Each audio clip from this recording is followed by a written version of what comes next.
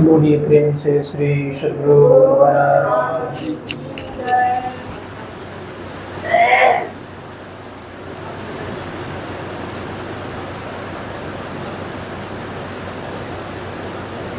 मंगल मूर्ति सद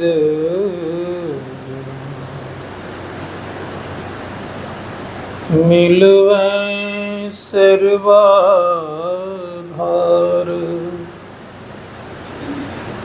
मंगलमय मंगल करन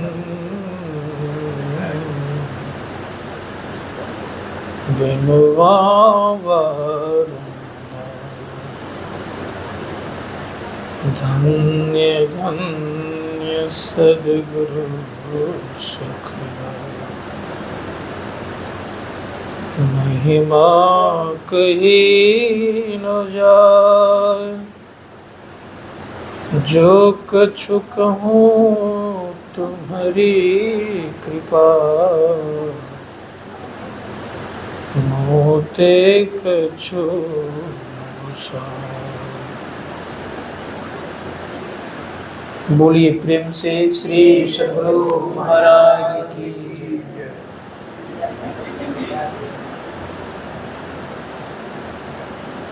परम पूज्य सद्गुरु महाराज के गलपाद पद्म में नमन।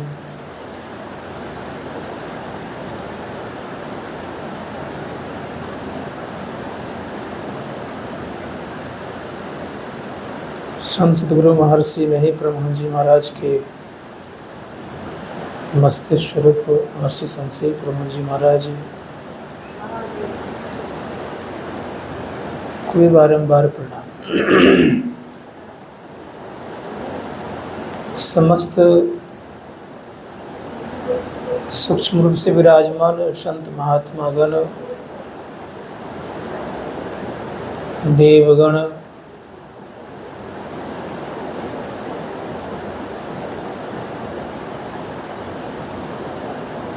आदरणीय हमारे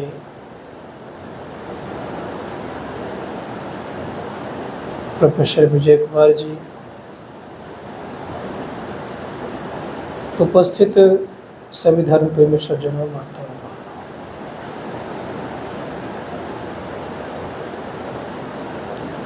आज हम लोग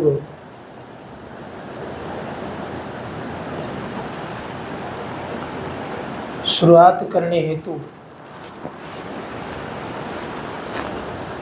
उपस्थित हुए हैं।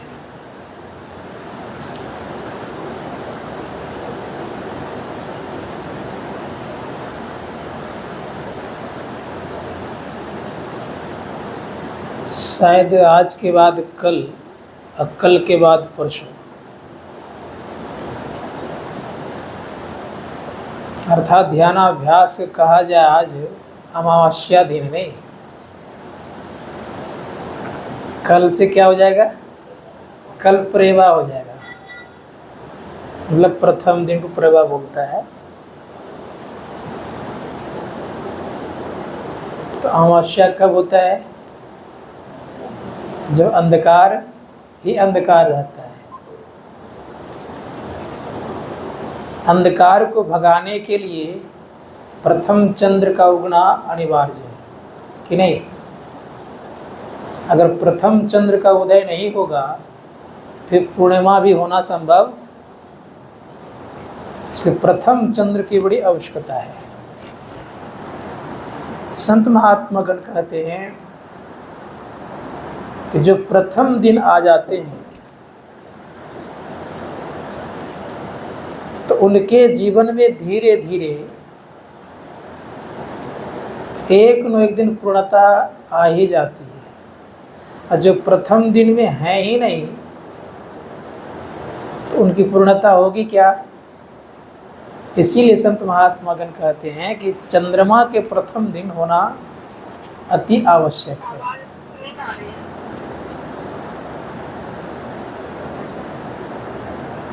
संतों ने कहा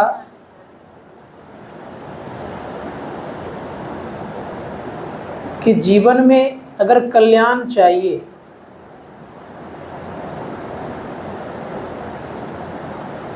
तो यह काम बड़ा अनिवार्य काम है। इस काम को लोगों ने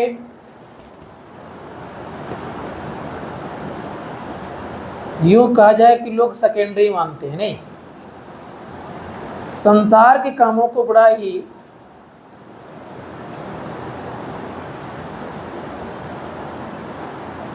प्राथमिकता दिया करते हैं। लेकिन मेरे विचार से तो होना ये चाहिए कि ये काम अनिवार्य होना चाहिए और बाद का काम। लेकिन उल्टा है। ऐसा क्यों किया गया है? ब्रह्मा जी ने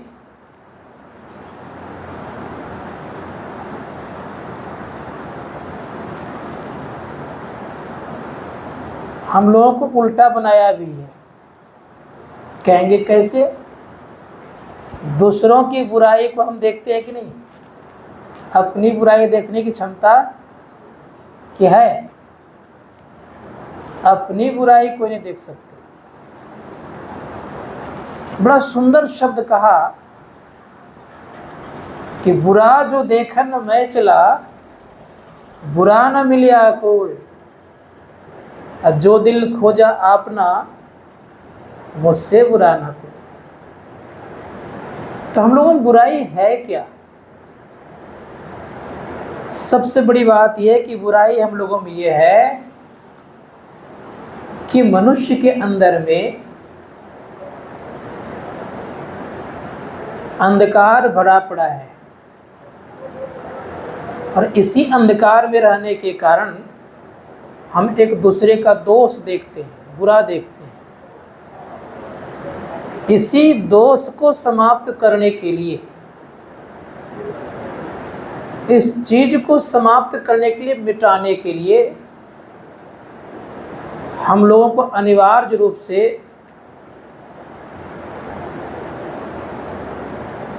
अभ्यास में मन लगाना चाहिए। जो जितना अधिक मन लगाते हैं वो उतना ही अधिक आगे बढ़ते हैं। और परमात्मा की सबसे बड़ी कृपा यह है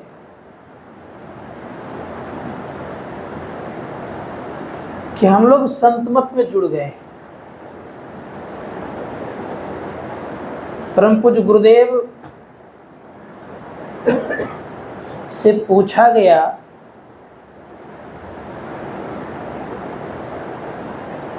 कि एक बात बताओ लल्ला कि तुम इसके पहले कहाँ था? उन्होंने कहा कि मैं दरिया पंथ में था।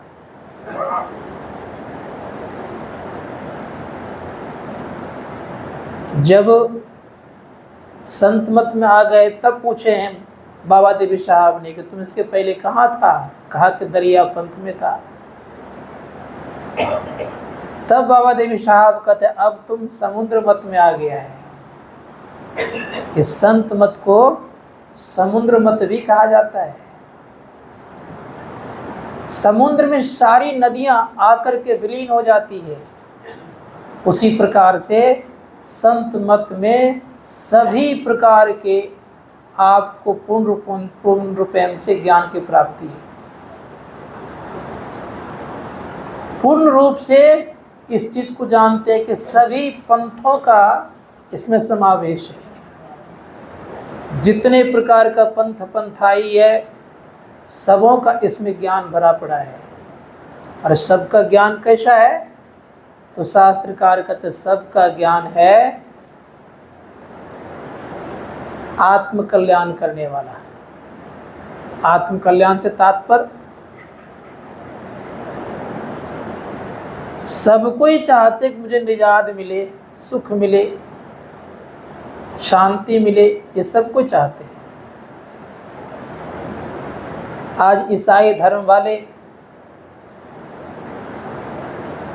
वे लोग भी लिबरेशन या साल्वेशन की खोज करते हैं। उन्हें भी मोक्ष मुक्ति चाहिए। इस्लाम धर्म वाले निजात की खोज करते हैं, निजात उन्हें मिले। वैदिक धर्म वाले मोक्ष की बात करते हैं।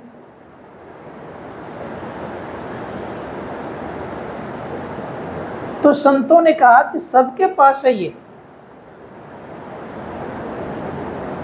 जिसको हम लोग नरक बोलते हैं, इस्लाम धर्म वाले उसी को दोखज बोलते हैं, ईसाई धर्म वाले उसी को हेल बोलते हैं, जिसको हम लोग स्वर्ग बोलते हैं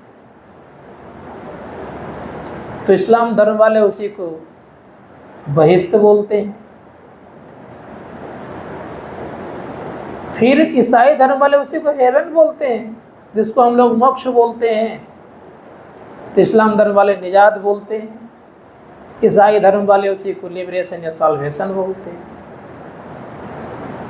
तो संत महात्मा गण कहते हैं कि सबों का समन्वयकारी जो ये पंथ है, इसीलिए इसका नाम पड़ा संत मत।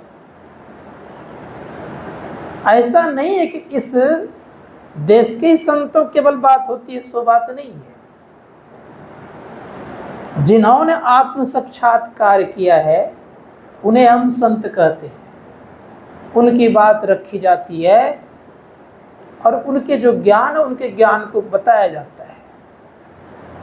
इसीलिए संत महात्मा गौ ने कहा है और बाबा देवी साहब ने कहने की कृपा की, ये समुद्र मत है। समुद्र मत में क्या चाहिए? तो बड़ा सुंदर शब्द कहा है उन्होंने, का संत मत का कोई लंबा चौड़ा सिद्धांत नहीं है, एक छोटा सा सिद्धांत है। कितना सिद्धांत छोटा है? का इसमें मात्र में 3 ही बातें है। कौन कौन 3 बातें हैं? तो कहा गुरु, ध्यान और सत्संग। इसके अलावा और कुछ ज़्यादा नहीं है। गुरु सर्वोपरि है, सत्संग ध्यान को जीवन में जो धारण करते हैं उनको एक दिन मोक्ष की प्राप्ति होती। तो छोटा सा सिद्धांत है और विशेषता क्या दिया? का तुम्हें कोई चीज़ की आवश्यकता की दरकार नहीं है, कोई चीज़ तुम्हें नहीं चाहिए। जहाँ तुम हो वहीं पर बैठ करके आराम से भजन ध्यान कर सकते हो। घर के कोने में, नहीं बड़ा घर है, पूजा घर नहीं बनाए हैं तो घर के कोने में बैठ के कर लेना, नहीं आसनी इत्यादि है तो घर में बोरा चट्टी हुआ करता है ना, उसको धो करके एक आसनी बना लेना, लेकिन बैठ के जरूर करना। इतना आसान तरीका है का तुझे कोई जरूरी नहीं है। अगर तुम बीमार पड़े हुए हो तो तुम्हें स्नान करने की आवश्यकता नहीं है, तुम्हें मिठाई लाने की आवश्यकता नहीं है, फूल तोड़ने की आवश्यकता नहीं है, बेलपत्र लाने की आवश्यकता नहीं है, अगरबत्ती और माचिस और अग्नि की भी आवश्यकता नहीं है। संत महात्मा गणों ने कहा इतना सरल और कहाँ मिलेगा आपको। लेकिन एक बात बड़ा सुंदर कहा, काका तुम्हारा जीवन दिनों दिन पवित्र होना चाहिए। पवित्र होगा तभी आपके अंदर में ध्यान की स्थिति आएगी, अन्यथा संभव नहीं है। पवित्र जीवन जीने के लिए हम लोगों को एक ख्याल करना होगा सदैव कि हमें पंच पापों से बचना भी है और संसार में भी ठीक से रहना है। पंच पापों जो बचते हैं उनकी कृति और यश दोनों फैलता, याद रखिएगा। जो व्यक्ति झूठ नहीं बोलता है उनकी बहुत दूर तक कृति फैल जाती है। संत कबीर साहब ने कहा झूठ बराबर पाप नहीं और साच बराबर न पुण्य। जाके हृदय साँच है ताके हृदय आप। संत महात्मा झूठ बराबर पाप नहीं होता है, लेकिन रात दिन लोग झूठ बोलते रहते हैं। कहीं इस पर तुम नियंत्रण करो, सब नियंत्रण हो जाएगा। गुरु महाराज कहते थे झूठ सब पापों का थैली है, चोरी कर लीजिए, कह दीजिए मैंने चोरी नहीं की है, झूठ रूपी थैली में समा गई ना। आप कोई घूस ले लीजिए, कह दीजिए मैंने घूस नहीं लिया है, झूठ रूपी थैली में समा गया ना। तो संतों ने कहा प्रत्येक पाप झूठ रूपी थैली में समा जाता है। इसीलिए जो झूठ को छोड़ता है तो उनसे कोई भी पाप नहीं हो सकता है। एक संजोग से एक महात्मा जी थे, वो महात्मा जी आश्रम में सत्संग किया करते थे। तो ईटा का खिड़की बनाया गया था, देखेंगे छोटा छोटा रहता है, ईटा का ही बना देता है, तो उससे कुछ न कुछ हवा या रोशनी आती है। तो एक चोर क्या करता था, तो उससे देखता भी था, सुनता भी था, और सत्संग अंदर में होता था। अब महात्मा जी की दृष्टि पड़ जाती थी, बार बार सोचता था महात्मा जी के आता नहीं आता था अच्छा रहता। एक दिन महात्मा जी सत्संग से उठ करके उसके पीछे पड़ गए। कहा तुम अंदर क्यों ना आते हो जी? कहा अंदर जाऊंगा ना तो आपका तो सबसे बड़ा जो बखेड़ा है। कहा क्या बखेड़ा है? कहा बखेड़ा ये है कि आप कहते झूठ नहीं बोलो, चोरी नहीं करो, नशा नहीं करो, हिंसा नहीं करो, व्यभिचार नहीं करो। ये चार तो मैं नहीं करता हूँ, लेकिन एक काम करता हूँ। कहा क्या? कहा चोरी करता हूँ। और आप कहते चोरी नहीं करना है। अब मेरा यही रोजगार है, चोरी करना मेरा पेशा है, और चोरी नहीं करूंगा तो मेरा बाल बच्चा पलेगा नहीं, इसलिए मैं नहीं आता हूँ। लेकिन सुनने में बड़ा अच्छा लगता है, सुनता हूँ, समझता हूँ, लेकिन वो चोरी जो करता हूँ इससे मुझे भीतर जाने की हिम्मत नहीं होती। महात्मा जी ने बड़े प्रेम से कहा घबराने की कोई जरूरत नहीं है, तुम आया करो। कहा आप चोरी करना छोड़ने के लिए कहेंगे? महात्मा जी बिठा कर कहते देखो झूठ नहीं बोलना, चोरी नहीं करना, का बस बस बस कीजिए, इसीलिए मैं नहीं आता था। महात्मा जी ने एक छूट दे दिए। कहा देखो चार चीज तुम छोड़ दोगे? कहा झूठ नहीं बोलूंगा, हिंसा नहीं करूंगा, व्यभिचार नहीं करूंगा, और एक क्या होता है, नशा नहीं करूंगा। ये चार छोड़ दूंगा, लेकिन चोरी करूंगा। का पक्का? कहा पक्का। संजोग ये हो गया कि चार को उन्होंने छोड़ दिया और एक को पकड़ लिया। अब एक को पकड़ लिया तो क्या करता? अब झूठ ही सब पापों का राजा है, अब वही छोड़ दिया तो करेगा क्या? संजोग से गया उस दिन चोरी करने के लिए। 3 दरवाजा था, अब तीनों पर दरमान रहा करता था। प्रथम दरवाजे पर जैसे पहुंचा, कहा तुम कौन हो जी? कहा मैं चोर हूं। अब दरवान सोचता है कि चोर कहीं कहता है कि मैं चोर हूं, अब क्या करेगा वो? कल लगता है कोई राजा का अपना आदमी है, जाने दो भीतर। दूसरे दरवाजा पर जब गया तो दूसरे वाला कहता है कि तुम कौन हो जी? कहा मैं चोर हूं। का प्रथम दरवाजा वाला छोड़ दिया है और यहाँ भी कह रहे चोर है, इसका मतलब लगता है कि राजा कोई खास निजी आदमी है, इसलिए ऐसा बोलता है। तीसरे दरवाजा वाला भी यही, तीनों ने छोड़ दिया। अब छोड़ दिया तो गया वहां जहां खजाना रहता था। तो संजोग से मंत्री की नींद खुल गई। मंत्री पूछा तुम कौन हो? कहा मैं चोर हूं। कहा चोर भी है लेकिन बोलता है, लेकिन सही है कि चोर में हूं। कहा देखो चोरी भी करना हिसाब से करना। कहा बात क्या है? कहा आधा आधी बांटने में सुविधा हो। खजाना में देखा मात्र में 5 असरफी है, तो 4 लिया और 1 छोड़ दिया। 2 मंत्री जी को दिया, अब 2 अपने लिया और चल दिया। पूछता दरबान कौन हो? का चोर हूँ। का तो लगता राजा कुछ दिए होंगे इनाम रूप में, इसलिए लेकर के जा रहे हैं, जाने चले गए। प्रातः काल पता चला कि राजा के यहाँ चोरी हो गई। अब दरबान सोचा सही बोलकर चोरी नहीं कर लिया। अब पता लगाने के लिए जब चला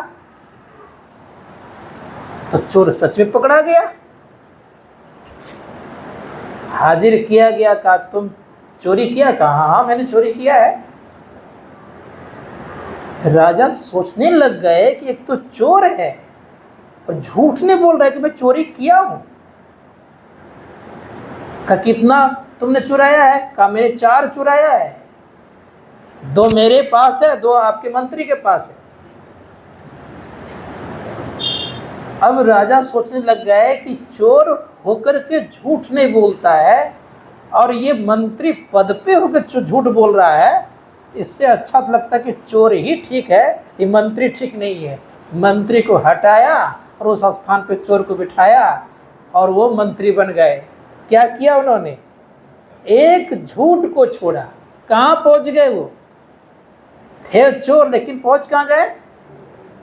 इसीलिए गुरु महाराज कहते, देखो छोटा सा सिद्धांत है संत मत का, इस सिद्धांत को समझने का चेष्टा कीजिए।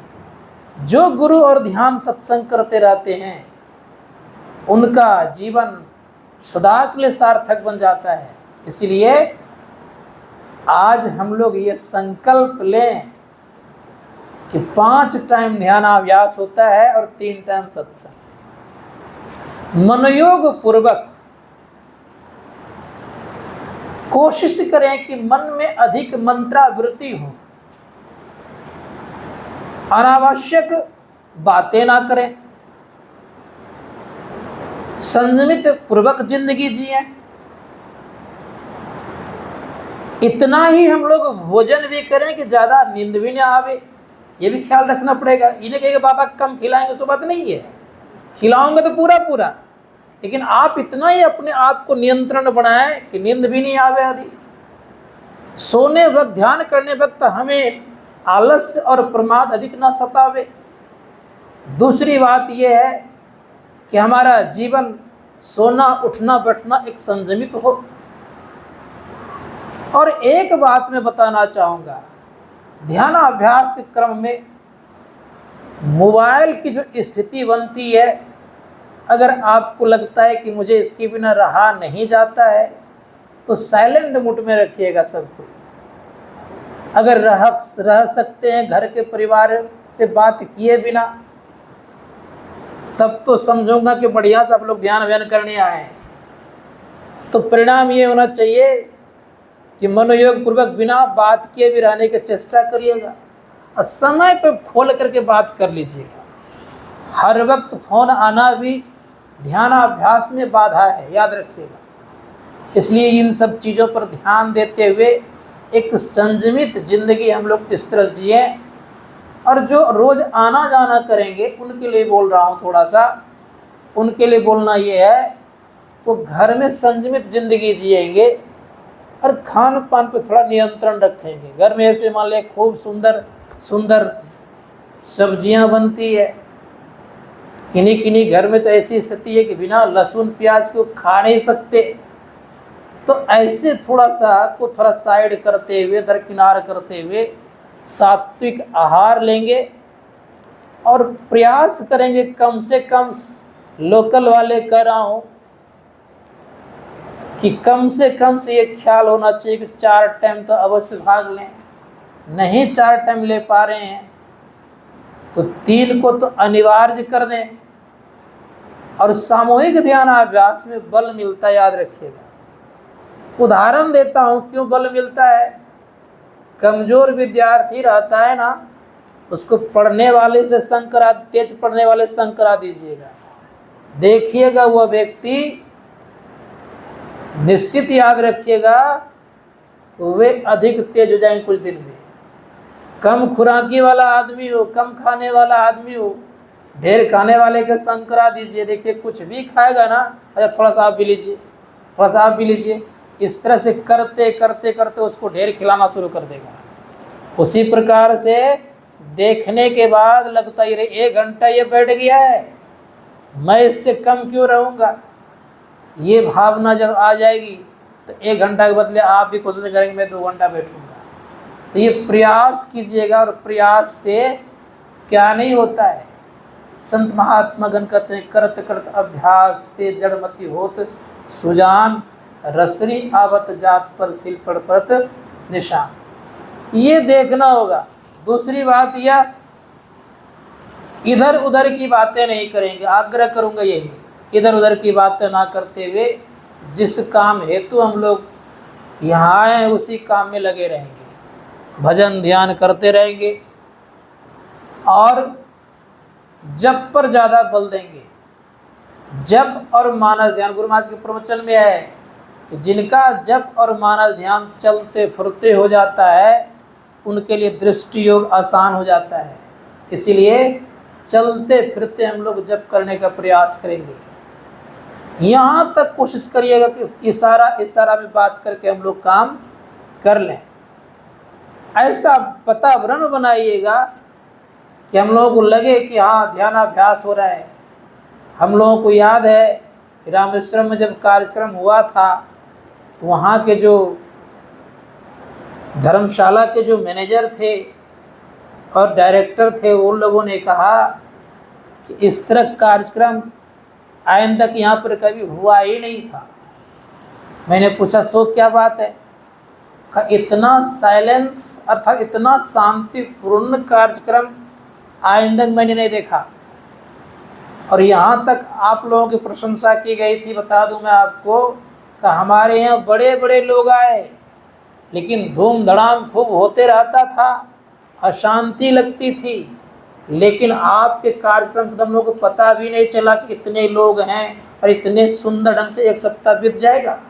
हम लोग तो पहले सोचे थे कि बिहार वाले हैं, पता नहीं बिहार वाले का कैसा स्वभाव होगा, लेकिन आप लोगों ने एक नमूना दे दिया हम लोगों को कि इतना सुंदर तो आरएसएस वाला भी नहीं करता। ये भी हमको बोला था। अब विचार करके देखिए कितना सुंदर ये कार्यक्रम है। इसीलिए मैं आप लोगों से आग्रहपूर्वक कहूँगा कि ऐसा लगे कि आश्रम में ज़्यादा लोग है भी नहीं। पता कब चलता है ज़्यादा लोगों का? जब हल्ला खूब होता है तब पता है बहुत लोग हैं। हल्ला ही नहीं तो कब पता चलेगा ही नहीं। तो इन सब बातों पर थोड़ा ख्याल करेंगे। और एक बात ये विशेष रूप से मैं बोलना चाहूँगा कि समय पर जगेंगे। ऐसा नहीं कि आलस आ गया तो पड़े हुए हैं, सो बात नहीं है। समय पर जग करके ध्यानाभ्यास में भाग लेंगे। और मैं भी आपके साथ प्रयास करूँगा कि समय पर बैठ जाऊँ। दूसरी बात मैं ये बताना चाहूँगा कि थोड़ा 5 मिनट पहले बैठेंगे तो मुझे बड़ी प्रसन्नता होती है। और लेट से जब आते हैं तो लगता है कि लोग हरदम लेटे वाला आदमी है। मुझे एक बात की घटना याद है। एक बार मैं पढ़ाता था बच्चों को, तो एक बड़े अच्छे डायरेक्टर थे प्राइवेट जगह में। तो मेरे टाइम की पंक्चुअलिटी देख करके उन्होंने मुझे इनाम दिया था कि आपका टाइम इतना सुंदर मेंटेनेंस है, आज तक मेरे ऐसे कोई टीचर न मिले थे। तो मैं कहना ये चाहूँगा कि टाइम मेंटेनेंस बहुत जरूरी है जीवन में। ज़्यादा दिन में कुछ दिन पढ़ाया था मैं उस जगह, फिर दूसरे जगह पढ़ाया था। तो कहने मेरा अभिप्राय ये था कि टाइम का पाबंदी बनाना बहुत जरूरी है। एक तो यह ख्याल रखिएगा। और दूसरी बात बताऊंगा मैं ये कि जहाँ तहाँ अनावश्यक कोई चीज़ नहीं फेंक देंगे, ताकि लोगों को ये फीलिंग ना हो लोग बहुत अच्छे ढंग से नहीं रहते हैं। ये भी ध्यान देना होगा। थोड़ा सा सफाई पर ध्यान देंगे। जिस कमरे में रहेंगे उस कमरे का थोड़ा सा सफाई पर ध्यान देंगे। कितने लोगों को देखता क्या हूँ, उसी जगह खा लेते हैं, उसी जगह थाली भी धो लेते हैं। तो इन सब बातों पर थोड़ा ध्यान दीजिएगा। साथ ही साथ ये भी मैं बोलूँगा, पानी पर नियंत्रण करिएगा। ऐसा नहीं अनावश्यक पानी फेंक रहे हैं, गिरा रहे हैं, ये भी नहीं होनी चाहिए। कुछ आपके जो सुविधाजनक सरकारी चीज़ें हैं जैसे बिजली इत्यादि, अनावश्यक लाइट या पंखा चलते रहे, ये भी ठीक बात नहीं। इसलिए इन सब बातों पर थोड़ा ध्यान देते हुए और हर हमेशा ये ख्याल करेंगे कि मुझे ध्यान करना है, ध्यान का लक्ष्य बना करके रहेंगे। मैं गुरु महाराज से यही प्रार्थना करता हूँ कि यह कार्यक्रम सकुशल पूर्वक चले और खूब बढ़िया से निभे, और साथ ही साथ सभी लोगों को यहाँ से कुछ कुछ मिले, यहाँ से ले करके कुछ न कुछ जाएं। जैसे मैं एक बार पटना कार्यक्रम में गया था, सत्संग का कार्यक्रम था पटना। कार्यक्रम शब्द बोलता हूँ खराब लगता है, लेकिन सत्संग बोलना चाहिए। कोई बोलता है कार्यक्रम में गए तो बड़ा खराब लगता है मुझे, इन सत्संग शब्द जरूर बोलना चाहिए हमको। तो परिणाम ये होता है कि जब सत्संग में वहाँ गया था पटना के पास, तो उन लोगों ने कहा वह आपका आश्रम बड़ा अच्छा है। मैंने किस दृष्टिकोण से? तो कहा कि वहाँ मैं जितना दिन रहा इतना अच्छा लगा, मन भी खूब लगता था और हर तरह से हमको पसंद आया। तो आपके आश्रम का प्रशंसा है, इसीलिए मैं बोलूँगा ये ख्याल रखिएगा कि हम लोग उसी दृष्टिकोण से हम लोग रहें। थोड़ा सा सेवा की भावना भी रखिएगा, क्योंकि यहाँ ज़्यादा कोई वर्कर इत्यादि है नहीं, ना ज़्यादा यहाँ कोई और विशेष हैं। हम लोग यही ख्याल रखिएगा कि आपस में ही कुछ न कुछ सब काम को करते हुए इस कार्य को आगे बढ़ाना है, ये ख्याल रखिएगा। तो इन सारी बातों को ध्यान देते हुए हम लोग आगे बढ़ेंगे। आज विशेष प्रवचन ना करते इतना ही कहूँगा मैं कि अन्य दिन के अपेक्षा आज कुछ विशेष रात्रि काल में हम लोग आजमाने का प्रयास करें। जगह ठीक ठीक सुनिश्चित कर लें, जहाँ बिछावन इत्यादि लगाना लगा लें, और रात्रि काल से ही समझेंगे कि हम लोग ध्यान अभ्यास करना प्रारंभ कर दिए। तो इन सारी बातों पर ध्यान देते हुए रहेंगे, अच्छा लगेगा मुझे। और जहाँ तक संभव हो सकेगा मैं पूरा कोशिश करूँगा, आप लोगों का सेवा करूँगा। मैं विशेष तो नहीं कर सकता हूँ, लेकिन जहाँ तक संभव होगा मैं प्रयास और प्रयत्न करूँगा, और यहाँ के लोग भी प्रयास प्रयत्न करते रहेंगे। बोलिए प्रेम से श्री सद्गुरु महाराज।